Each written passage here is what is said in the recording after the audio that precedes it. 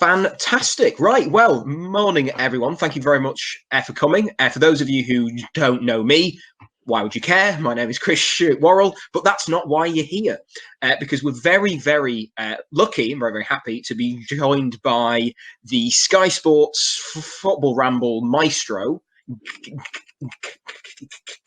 Kate Mason, who's very kindly set aside an hour of her morning to offer us a run through of her career, her life, and also an opportunity to answer lots of your really interesting questions. And thank you so much to everyone who actually sent in questions in advance of the session. Like, that's really, really terrific. Also, just a reminder for everyone who's here that this session is being audio and visually captured. So it means that it will be available after the fact for UCFB students, as we welcome a few more people joining in, which is fantastic. But let's be honest, you've not come here to hear me talk. So I'm going to shush and hand over to our very special guest. Welcome, Kate. Chris, thank you so much. Can you hear me all right? We've done this all successfully. We had a tech rec, which was very professional. And all of you coming to the room, that's really great to see you. It was quite dramatic the way everyone flooded in. It felt like we were getting a bit of a sense of community, which is something that's been sadly lacking over the last few months, hasn't it? I hope you're all doing okay. Thanks for popping into this chat. I'm going to just speak for a few minutes now, as Chris says, to talk briefly about what I've been up to in my career. The reason to start in that way is basically because I was thinking, when Chris asked me to come and talk to you guys, I was thinking, what would it have been helpful for me to hear at this point in my journey to be a sports broadcaster? And I think the main thing is the fact that there are so many different places that you can be a part of this incredible industry. Back in the 60s, you know, there was basically one or two shows. There was grandstands. If you weren't Des Lynam or someone equivalent, you weren't really going to get to be a part of sports broadcasting in the way that you can today. So in the 90s, that's when Sky started developing and expanding football broadcasting to make it something more like what we know now. So lots of people could be watching football all over the world at all hours of the day and night. And then now, of course, social media and things that I'm sure you guys will know much more about than I do, including TikTok and YouTube as well, something that I'm sort of looking into at the moment. So sometimes it can seem overwhelming, and that's what I felt, I think, when I first looked into trying to become a broadcaster. But it's actually a massive opportunity, because there are so many different threads and different ways that you can talk about football, talk about sport, or share or create community of that kind of conversation if you want to. So that's basically why I wanted to just run you through a few bits that I get up to. This is, hang on.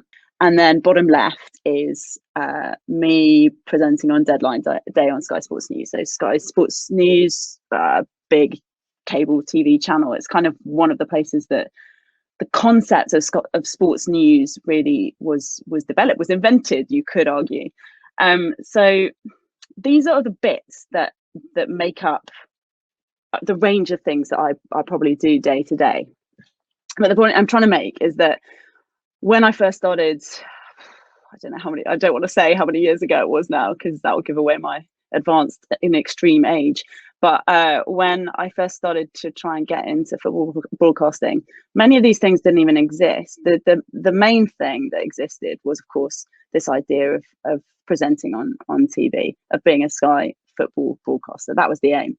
But it felt pretty overwhelming back then. So I just tried to break it down to, how could I get the skills that I would need to be able to do that?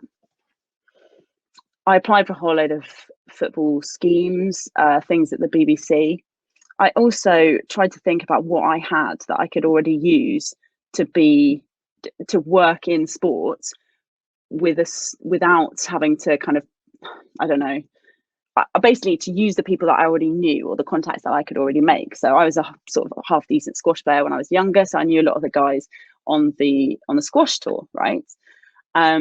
I spoke to some of them, and I realized, of course, that they have a little mini channel back then where they broadcast squash. And so I asked if I could do a bit of work experience on there, and over time I started commentating on some of the games on that little squash channel, and eventually those were taken by places like Eurosport. Sometimes it would appear on Sky as well. So for me, the target with that was to say, okay, well, I want to be a broadcaster. I want to be talking about sport, and I want to be as near to it as I can be. And ultimately, I want to get to football. So how do I get the skills that I need to do that? So I'm assuming university here, guys. I know you're obviously all studying, but I'd read English at Cambridge, so that was where I'd done a few match reports and that sort of stuff. But this is after that. It was about I'd had a radio show that no one listened to, obviously. How could I get the learning that I needed and the experience and meet the right sort of people who might be able to help me get to the next stage? So the squash was a key thing. I pitched a whole load of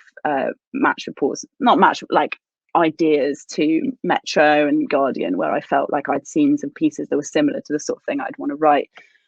Ultimately, I got onto the BBC Kickoff scheme. That was a really good course where you basically went down a couple of days a week and chatted to the guys who were working on the BBC London sports desk, and then were sent out on assignments. So got taught how to use the kit. Again, I'm sure this is all stuff that you're very much more advanced in than me. The point was, every stage of every little job I picked up, every bit of freelancing, the target was to make sure that I was learning to speak better about football or learning to write better about football. I had a few jobs where, for example, I worked at the launch of TalkSport 2, so the second radio station that was being launched from TalkSport, and I really enjoyed a lot of it. But I realized that most of the time I was doing things in production, production is a brilliant job, probably the finest minds working in sports broadcasting and working on those kind of gigs. But I didn't feel as though, over time, I was there in a year and a bit, I didn't feel as though I was getting enough of those chances to be at games, to be speaking, to be progressing that. And so I left, and I found some other stuff at ITN. And again, that was just a case of talking to people and working out where there was a little bit of work to be done.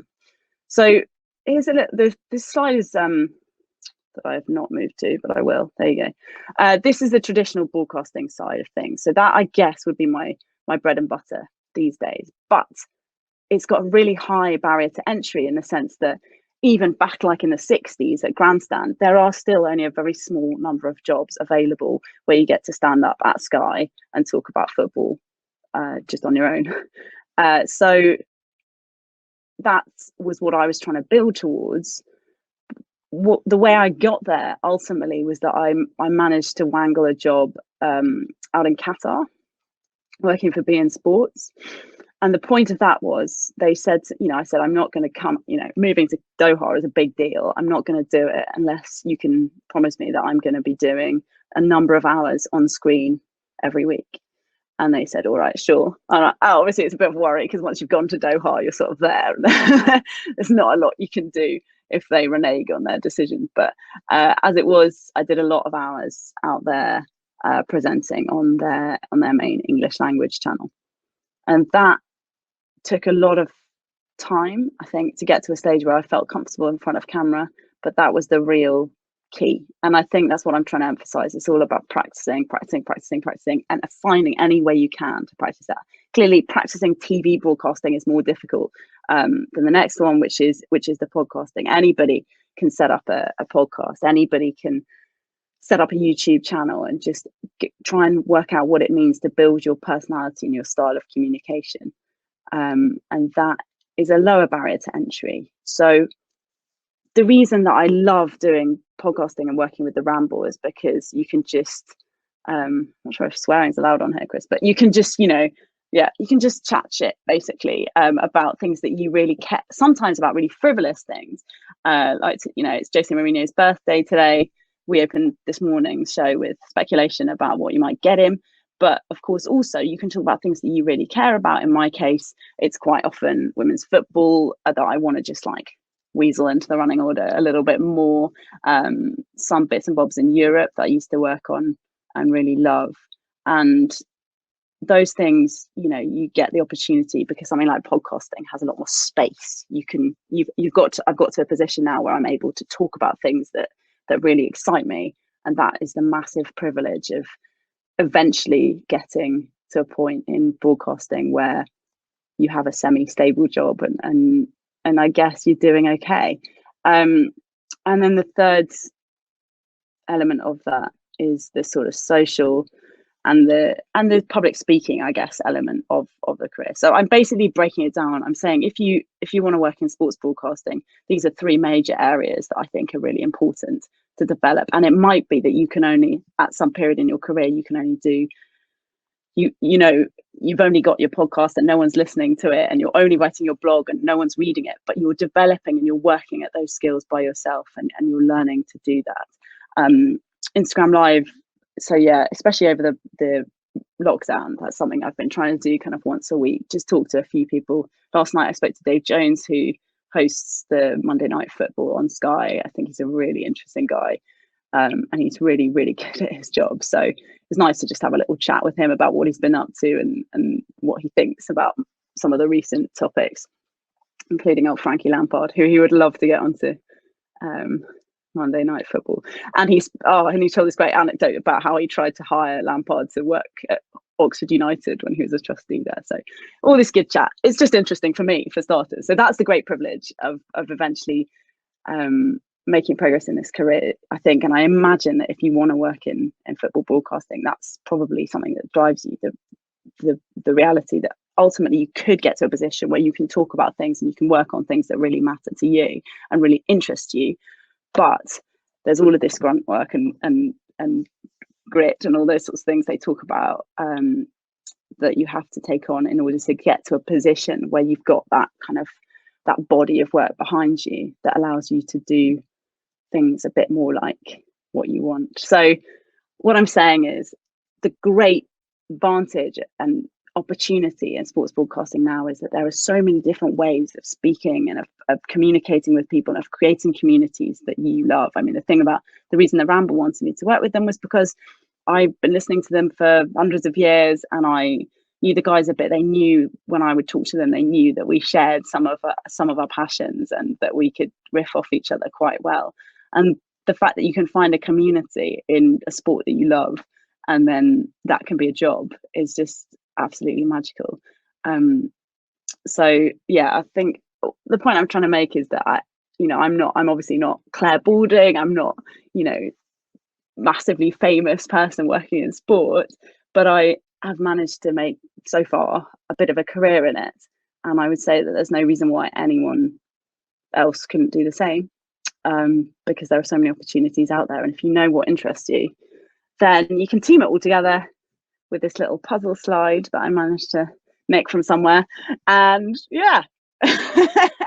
and create something that looks like what you want it to look like. So that's my message to kick things off with, and I think that's what's so exciting about the industry at the moment. That is amazing. Thank you very much for that, Kate. And as I've just noticed, we've had the first in the chat box. We've had our first question. Now, as I mentioned earlier, we've had a lot of pre-sent in questions, and there were so many, and they were so good that we probably need about 1,000 years. So I definitely found it more difficult. It felt as though maybe it was more difficult in the sense that you stuck out a bit more. You couldn't just be like a generic guy going to do a job, because obviously why wouldn't you like football?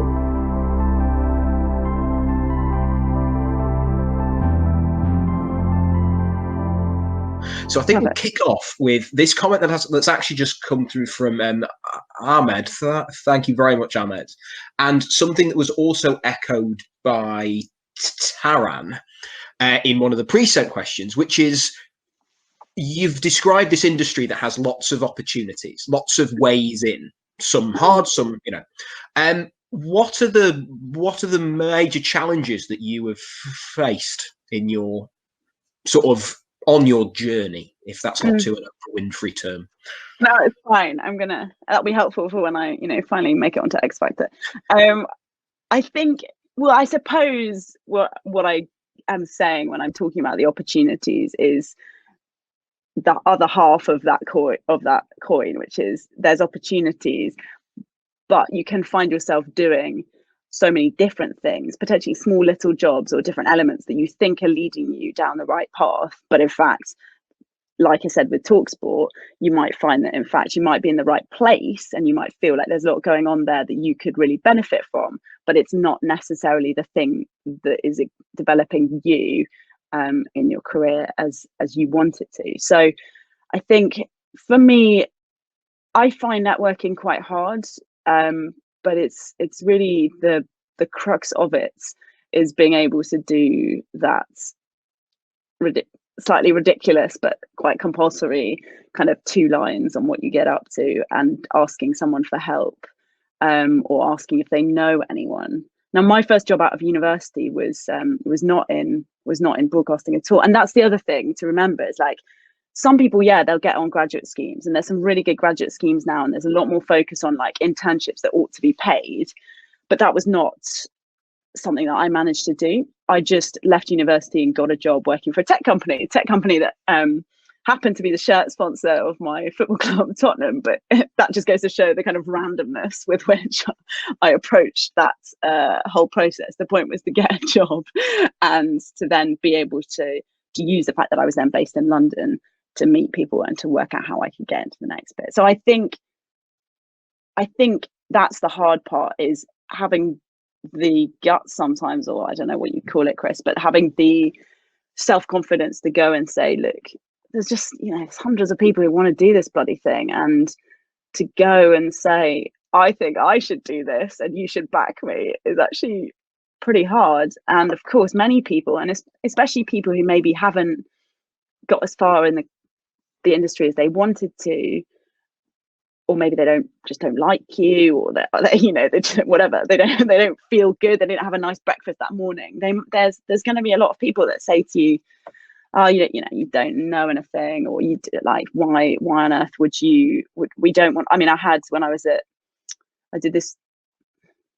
I'm now wondering if I should say this. I did this gig as an announcer at Wembley. It was slightly not exactly the gig that it was described as, but it still meant I got to go to games. And I was hired by a contractor, and he said, I still to this day, I'm sure that this was not the case, but he obviously just wanted to get one of his mates in to do the job. It was like pretty well paid for a really entry-level job, and you got to go to the games. Obviously, he said that they decided they only wanted a male voice on the England games. And ultimately, I'm still a bit like, I don't know if I handled that correctly, but I sort of listened, and I was like, okay, interesting. I mean, there's not a lot I can do about having not a male voice. And I ultimately, I worked a few more games, other stuff, and then I said, look, thanks, I don't want to be a part of this anymore. So in a sense, that was an opportunity, because I then freed up a whole load of time. But obviously, you're trying to earn money. Ultimately, I just wanted to go to Wembley and watch a whole load of games of football and develop my my kind of broadcasting voice, as it were. So that was very tough. Wow, and yet another reminder that there are too many trash men in the world. And just to make sure that I also credit Maria as well. She also asked like that concept of like challenges that you faced. And I think what's interesting there is that you've really highlighted one of those really, really, really established challenges that face a lot of women entering into broadcast, of course. But I also like how you, particularly in your earlier presentation, you were talking about how like there isn't a route, and how you said one of your first things was in squash, and now you're like the face of like, well, one of the faces of Sky Sports football and wider sports broadcasting. And I think that's something that a lot of our students, I know, like to hear, and love hearing again, particularly from people like you, of it's not like a linear line of like, you have to go to this thing. You can impress and generate the skills from a variety of different angles. It isn't you have to go here in order to get here necessarily. So that's exactly really, really good to hear. And actually, on a sort of related note, seamless segue, to sort of jump on a question that's come in through the chat from Ben, and to echo one that we got earlier from Kiefer, I believe it was. Very good to hear from you again, Kiefer, who was asking about like the this sort of interactions between traditional and non-traditional media. So to sort of try to paraphrase the two questions together, of like using the example that Ben said of very prominent YouTubers entering into Sky Sports, and also the rise of like YouTube fan channels, and obviously things like the Football Ramble and other related podcasts. Like, how do you think those like emerging voices have had an impact on the like wider landscape? That's a really interesting question, and it's a great point. I think, well, I suppose the way I've been presenting it to you is as an unalloyed good, because I think, especially when you're starting out in a career, you know, there's a way of finding a voice. You don't have to become someone who has millions of listeners like the Ramble does in order to have benefit from spending a lot of time talking about football and putting that somewhere and storing it and being able to show it to potential employers. You know, there's a guy that we talked about on the Ramble the other day who's like 17 or something, the Ashwin Raman, who's this scout for Dundee. Was it Dundee or was it Dundee United? That's poor. Anyway, one of the two. And he is just a 17-year-old kid who lives in India, who's been writing a whole load of blogs and has ultimately been hired as a remote scout, I guess. So that sort of thing I find really exciting. What's difficult about it is the way that it fractures the opportunity. So, you know, for me, like, as you can probably tell, you know, I put quite a lot of effort into getting into Cambridge. You know, it was a task that was set effectively. I spent hours and hours and hours reading all the books, preparing, blah, blah, blah. That was the target. I felt like Cambridge was the best place to do the subject I wanted to do. And I just went after that and ultimately was very lucky and got a place. But you come to broadcasting and you come to this social media world, and there's no, I mean, yeah, you could say working for Sky is to some degree an equivalent of that. But there's just so many other ways that you can communicate with people. And a lot of it is personality based, which is a good thing. There can be negatives. I know, of course, there's some examples of people who perhaps have become very successful, but because there's no kind of oversight, there's so much oversight on TV and what you're allowed to say. You know, we have Ofcom, we have the situation where you're supposed to present a broadly balanced picture of what you're talking about. I'm sure you guys know all about this, but that's not something that happens if you're a famous YouTuber. It's not something I know a lot about, specifically YouTube. And I know also that in many cases it can be very exploited. You know, if that's the way you're trying to earn money, then you're going to struggle unless you're, I don't even know examples. That's really poor from me, but unless you're PewDiePie or whoever. So yeah, I that's a concern that I don't like, the way that sometimes in the case of those, you know, all the cards are stacked in favor of the platform itself. So I suppose the key point is, if you're trying to use different areas of communication to develop your career, I would say the point is to have a range, to diversify, if I should use a ludicrous term, rather than to maybe say, look, you know, I'm going to be a YouTuber and that's what's going to happen. But in terms of introducing a range of voices, that's exciting because, as we say with Ashwin Raman, I don't know how he would have been picked up otherwise, but people who are curious will find things that interest them in their space. Really, really good point. And something that's interesting, particularly, there was some research recently put into the newsletter service Substack, which has seen a particular growth in sports writing of sort of people who you wouldn't normally associate, or the sort of people who wouldn't normally be given the sorts of opportunities perhaps that others would more naturally, being able to generate profitable platforms. So again, that idea of not just being able to diversify is a really interesting point. Question in the comments from Nancy. Really great to hear from you, Nancy. Obviously leaping on what was said before, we get a lot of questions like this from people on the cohort of like, and apologies if this is slightly to the point, but have you ever felt during your career, obviously you use that example of, are there places or opportunities where you've seen that opportunity may be closed off to you? rather than like, and say where the place of, in the case of a man, it was just seemingly much more easy to obtain? Oh, it's hard to say certainly, because of course, you know, when you're starting out in particular, you're just someone without skills, basically. So if someone doesn't want to employ you, they're probably right. But yeah, so I definitely found it more difficult. It felt as though maybe it was more difficult in the sense that you stuck out a bit more. You couldn't just be like a generic guy going to do a job, because obviously why wouldn't you like football? And I think that's a whole broader point about gender and other things along those lines in society, is that the great privilege, and I'm sure you'll have talked about this plenty of times, Chris, but the great privilege of, as I understand it, of being a white man, you know, without disability or blah blah blah blah blah, you is that you can just pass into a space and no one questions your right to be there. And I think that is what I don't like it particularly, but that's what a number of female broadcasters I've seen might have on like their Twitter handle, stuff about like, oh, so do you really like sports then? That's as a kind of joke.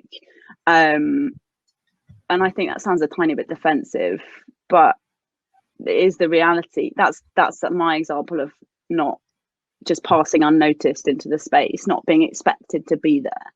And I think the great thing about Sky Sports News and Sky Sports generally is that they were ahead of the game and have been with punditry about getting a range of people in to present and to speak about football and to speak about various other sports. And they now as well, they've got a whole program of trying to get more women's sport in particular out on the channel in the coming weeks and months. So I think that's important when someone like Sky has privilege and has weight in the space, that they're saying we're getting behind this. But in terms of the incremental difficulties, yeah, you know, it's tough. Anybody who feels like their space is being a bit threatened, it's tough, you know. And but I would, to flip it on its head, I would say, you know, it's no one has to help you, right? Like, I mean, it would be better if everyone was helped equally. And I've felt frustrated at times. And of course, really difficult was when I was out in Qatar, because there are whole separate rules for men and women in some cases. So yeah, that's quite a mixed message there, Chris, because I've been thinking about it quite a lot recently, but I don't have a sound bite for you. You need Luke Moore. He would have a sound bite on this. No, but I actually prefer that. Of it's important to have that. You know, it isn't a this is what'll happen. Like, it's this or it's this. It's a very, very complicated picture, and I thought you answered that really honestly, and I appreciate that, and I think we all do, frankly. So thank you for that. Question from Brad, and also I think it was a similar question asked by Sammy in advance, and something that resonates with me. Have you always felt comfortable in front of a camera and like presentation issues? Because obviously I present, obviously I'm a lecturer, my job is talking to people, and yet as a child I still have a speech impediment, and so I have that. As to always leap on the back of your previous point, I walk into a room and people go, oh yeah, that's fine, he belongs here because he's a white man with two last names. He comes in, he starts talking the way I talk, and suddenly people are almost like, So like, again, that idea of, was presenting, speaking to people, was that always something you were comfortable with, or was it something you had to like learn? I think this is a great big myth that is perpetrated, particularly in telly, because people want to make out like they were just born to do it. Not all people, obviously, but it's helpful if people make out that this is just some inherent skill that some people have, but you don't have it, so you're not allowed to present. And I am allowed to present because I'm so special. No, most people, I don't know, even people who are really confident and feel like everything they say is God's gift, aren't going to seem natural in front of a TV camera the first several hundred times they do it, I would say. And that's the point I'm trying to make about Qatar. I had to find a way, you know, I'd done filming things, and my mates had helped me on the squash as well about like doing little clips and trying to practice in that way. And I'd done that cringe thing of there's a auto cue website that you can get where you put a whole load of text into it and it just scrolls for you. And, you know, I'd done recordings of that. And whenever new pundits come in, you know, we have guys who sit at the desk on Sky Sports News and talk about what's going on in the football. If they haven't done it before, I say, don't forget to go and watch a game and turn the sound off and just say what you would say. It's practice. And the thing about TV that I don't know if I got across in my slide is that it's very unusual in the modern era, in that it's still quite full of people and different elements that are required to make it work. It's not very agile in terms of making a TV broadcast. You know, the pandemic has made it much more, they've limited the numbers in studio at Sky, so there are far fewer people on the ground when you go in. But the fact is, you can't, you know, there's a person doing the lighting, there's multiple camera operators, there's a floor manager normally, because like last night 2 of the cameras crashed into each other. Like you need people there, because it's a massive endeavor and it's complex. And the idea of being able to just rock up and stand in the middle of all that and be like, hi, I'm Kate and I should be here because why? I don't know. Is impossible. So that was the reason of doing the hours just at my camera at my desk, getting that, being very lucky to get that job in Qatar, but then having the opportunity to just go and be bad and to just be happy with being bad. And it's embarrassing because other people want to do the job that you're doing and they think, who's this loser? Like, she really can't do this. But it's a process. You have to say to yourself, look, this is not how I wanted this broadcast to go, but next time I'll be able to react in a different way and I'll be able to learn. And that's what you've got to focus on. Amazing. Thanks, Kate. And I think what's interesting is that you said almost that hops right into a couple of things we've had come through. And again, so partly this question from Josh, first part of it, a couple of people have also, when I find your names again, I'll name check you as well, because I feel bad. I'd love to hear a bit more about the practical consequences of the thing that's happening at the moment. I won't use the C word, that C word. On the industry in general, because obviously we have people in the second year across all of our media and multimedia programs. They make radio output and TV output, like those are their primary assessment forms. And obviously making a TV show has had it. So it's like, so it'd be great to hear how like the Ramble and Sky, so like you've made references there, and also almost to answer what, and also like pre-set up some other questions as well that we've had, which is effectively like, how do you obtain opportunities? I think that's maybe a broader question, but that's sort of the first one there of like, what's it been like with all this going on? Like, what's practically changed? I've been very grateful that I've had these jobs now, because it is very difficult, and because I always previously would have said, you know, the way I did it, or a really, really good way of doing it, is to just get people to meet you or see if you can get into a newsroom, just so that you get a sense of how things fit together. But at the moment, you know, so on Sky, previously we would have had several hundred people in our newsroom, and the atmosphere is so great because everyone's, you know, chasing stories or like trying to get a guest and is excited about like Micah Richards coming in later or whatever. And it's a really nice vibe because people are energized by what they do, because many of us just feel really lucky to be able to get to work in football every day. So that I miss so much. In terms of the technology elements of how they've managed to make it work in TV, it's really impressive. A lot of it is just what you guys will have been doing with lessons. It's remote functions. So previously in a gallery, I mentioned all the people operating the lights or operating the cameras, all this stuff. You would have had everyone sitting closely together in one place. Now some people are controlling different elements of that from home via their computers. So that's pretty cool that is possible. especially, you know, for people who like have childcare issues and haven't perhaps been looked after so well in the past in this industry. So I guess, you know, the obvious change is that fewer people have been around, but that a lot of the functions can be done remotely. The thing that you miss is the camaraderie, but people still, I think, are making a real effort to chat together. And in terms of the Ramble, so we're recording remotely at the moment. In fact, you can see, because I literally was just sitting at this desk. Can you see this? It's not that impressive, but this is my mic setup. There we go.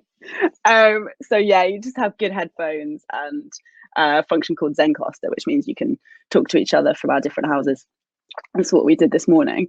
Normally there's a studio that we go into, and we did go into that all through the summer to record. And hey, look, the challenge of that is it's a chatty medium. And I think, so today, I don't know how many of you guys listened to it, but it was me, Luke, and Andy Brassel. And that, I would say, is probably the talkers like of the group. So there's 8 of us, and probably Luke and Brass are the people who go at a topic sometimes. So there was quite a lot of crosstalk, because normally in the studio you can be like, okay, I'm coming in here or whatever. Whereas if you're remote, it's much more difficult.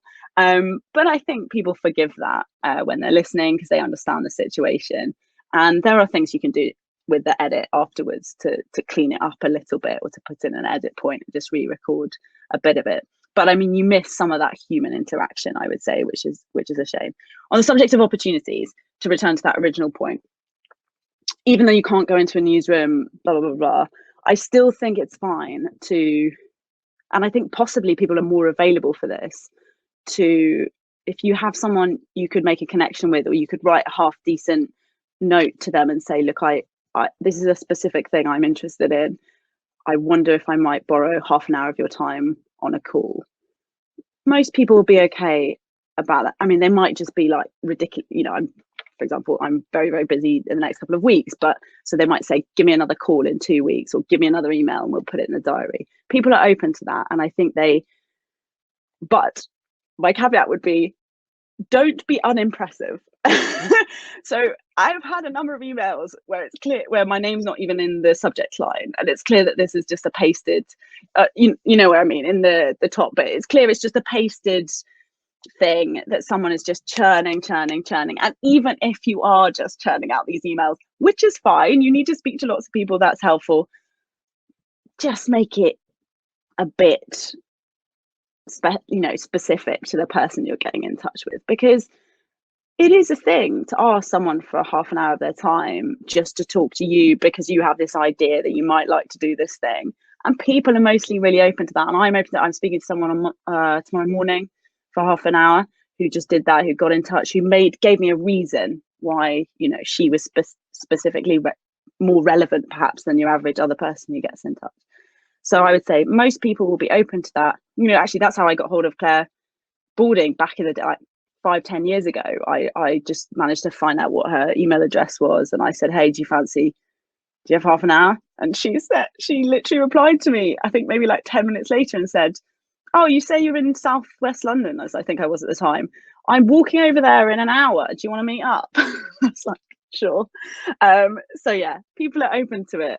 You just have to be efficient and be respectful in the way you do it. Sorry if that sounds really patronizing. No, I think that's really good to hear, because I think what's a lot of our first years in particular, and let's be honest, adults, I'm not pointing fingers, are people who sort of realise, like, oh God, like what if, trying to talk to people, something that's ingrained and hopefully comes across, and I try to get across, is if you approach it in the right way, with the right mindset, with this individualised effort, the worst that comes back is a no, or it's a no so bad that you think, oh, well, I don't have to waste my time with them again. They're the person I want to work with anyway. If they're going to talk to me like that, don't need it. You know. Yeah. So, and the point I'd say is, if someone says to you, which I've done before, please will you come back to me in a week and a half, or I'm too busy for the next month, but give me an email. They're not going to remember that themselves. The reason they're saying that to you, or in my case anyway, the reason I'm saying that to you is because I don't have the time for it now, but in a month I will do. So don't not email in a month. That's just annoying, because you're just wasting an opportunity. Do you see what I mean? Yeah. Really good point. Really, really good point. I I think it's been the elephant in the room, because obviously you work for Sky Sports. We've had this question come in from Joanne, and also from others. We've had it from Joe and other people as well. I think Joanne mentioned it earlier in the questions. Transfer deadline day. Yes, that looks like a hurricane of professional experience. Like, what is that like? Oh my goodness. Really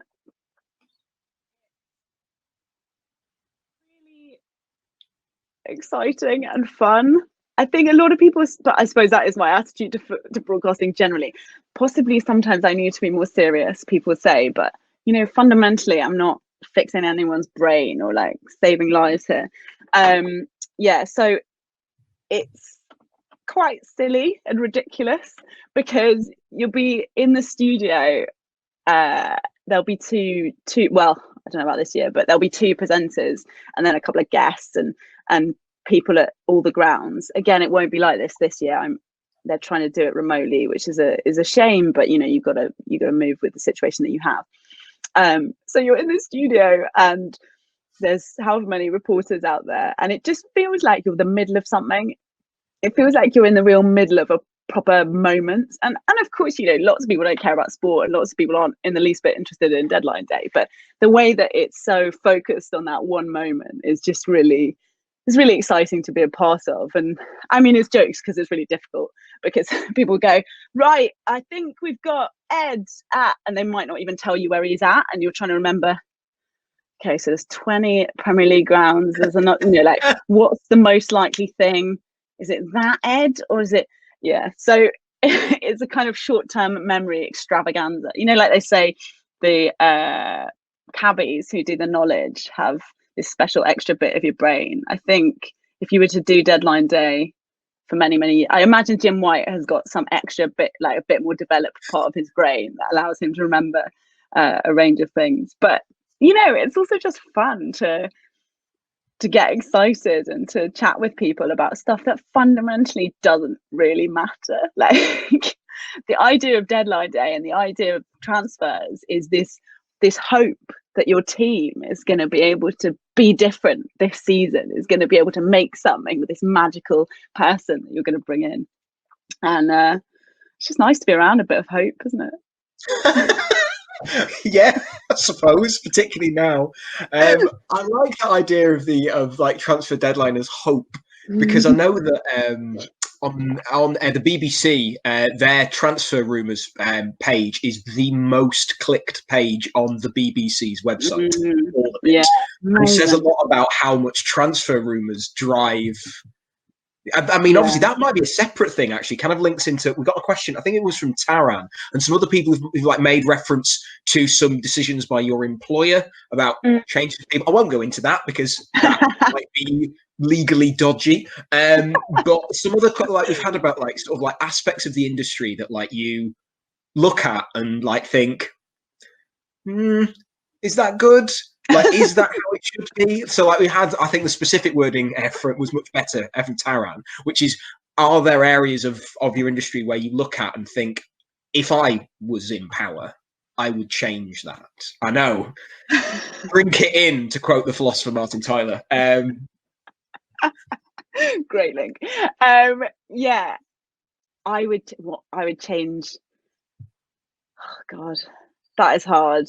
I mean, that involves changing the world, really, as well as just, you know, football broadcasting, because there's a whole question about what is important. Because the point about transfers, I'm sure you guys know this idea about rats and dopamine connected to social media. This is something you've talked about before, Chris. I'd love to hear this. It rings a bell when I talk a bit more about it. Basically, the idea is that if rats are given variable rewards, so they press a button, they are, and then they get definitely a treat every time, and they'll just press the button whenever they need the treat, right? If they press the button and they don't get a treat ever, then they will stop pressing the button and they'll just go about their daily lives.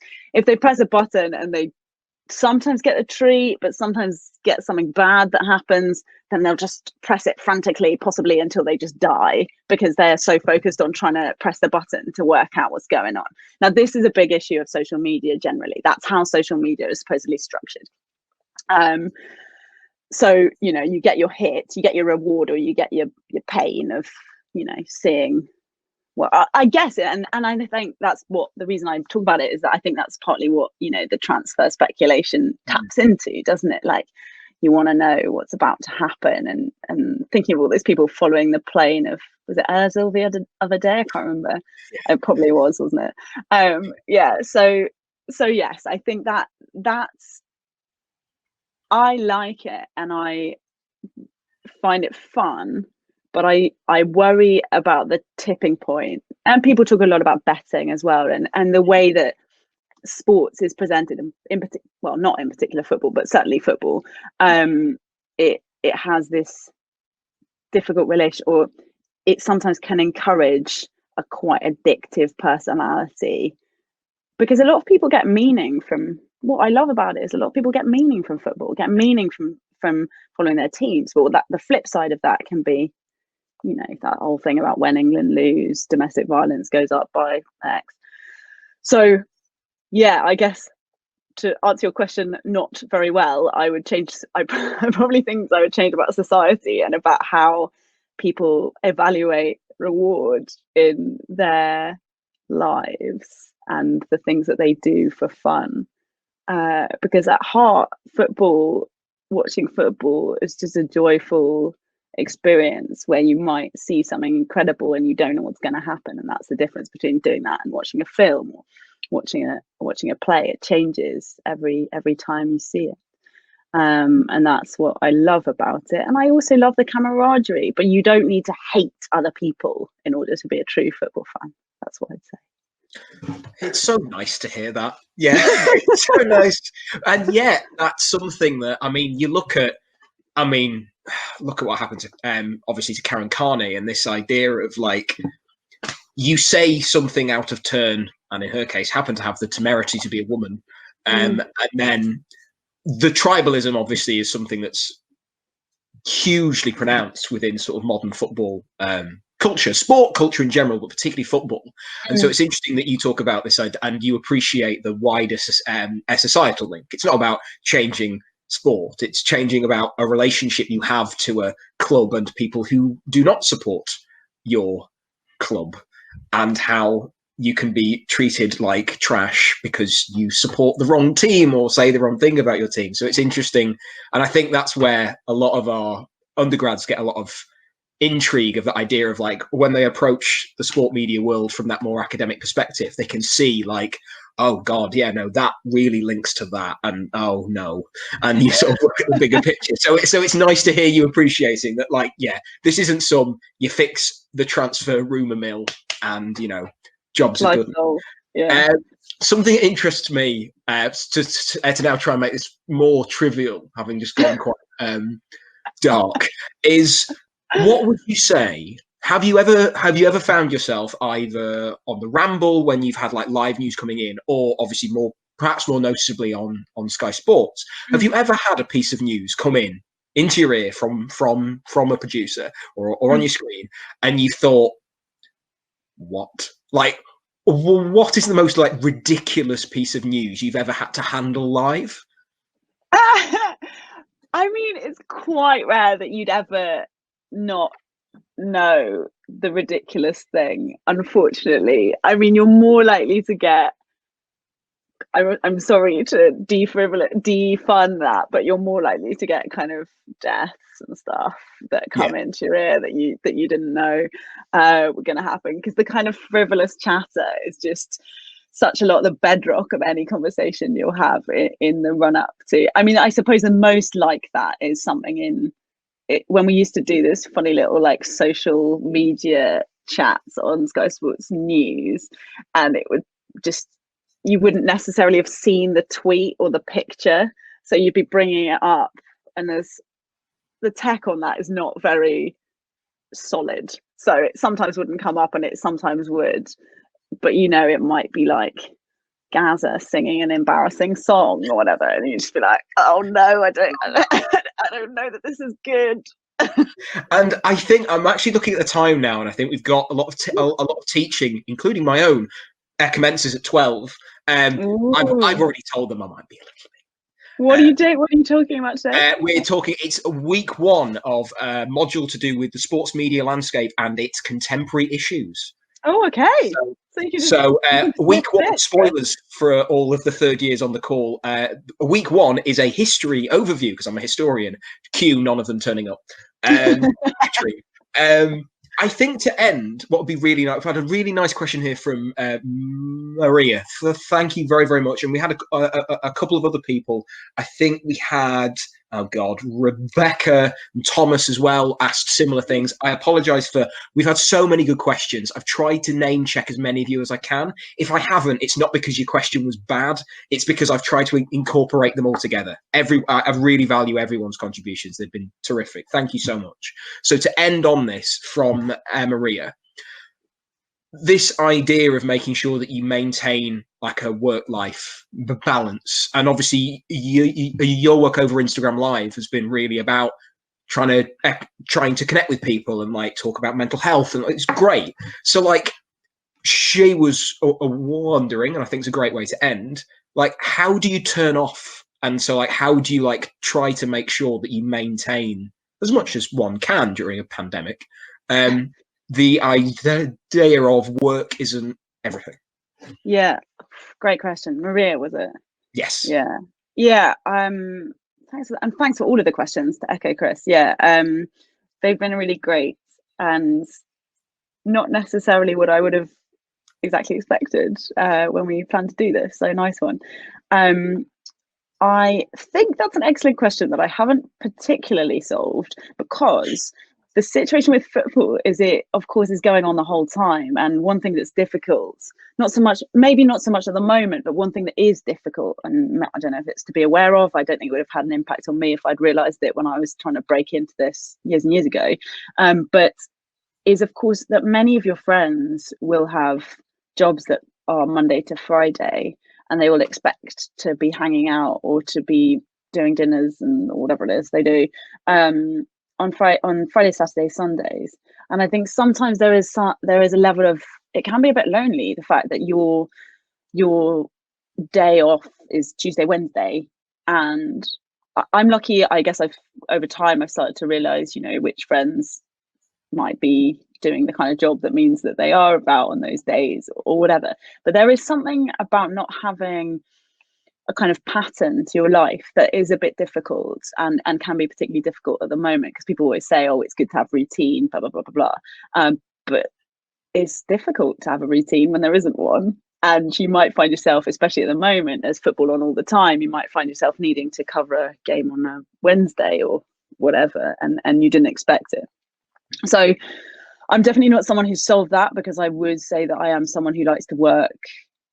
And, work, I put it in the thing, we're having a lovely time a lot of the time. I don't want to overstate the strenuousness of it all, but I do, I when I am preparing for things, I am sort of, putting my little comments in spreadsheets and like trying to think deeply about things. So it is a bit knackering, and there is a performative element to broadcasting that is, afterwards I do need little naps sometimes. So to answer the question, I guess the important thing is to sometimes say to yourself, okay, I won't watch that game of football, which sounds ridiculous when I'm saying it out loud. But yeah, some days I will take a whole day and I won't go on my phone. I'll try and just put it on airplane mode, tell the mates that I might be speaking to that I'm not going to be there, and leave the rats to do their own dopamine response. What a great message to end on. Like, I think that's a really, really, it's nice to make sure it's not just like you have to work like a God knows what the whole time. Fantastic. And with that, it takes us, I think, pretty much smack on 12 noon. So well managed. Thank you very much to everyone for your questions. Most of all, thank you very much, Kate. A brilliant hour, and hopefully the questions weren't too left field. Which is fantastic. It looks like everyone's now sort of making their way out of the chat on their merry ways. For the people in my class at 12, I'll be with you at 12:04 probably. And as I messaged before, so you have the liberty to spend 4 minutes in the live lecture slagging me off. So I didn't know that was part of it. I would have prepared something. Guys, thank you so much. That was really, really nice. Great questions. You obviously have a great group here, Chris, so thanks. Well, that's very kind of you to say, and fantastic turnout as well. I'm just seeing some of the names who didn't get, so thanks so much. Sam, Rosie J, Mia, loads of people have come in. Aces, fantastic. Thank you, Harry. Lots of people who are in my class next, I think, have used this very, very well, which is great. I think we had close to 100 people. Oh, which is excellent. Really, really good. And Kate, that was awesome.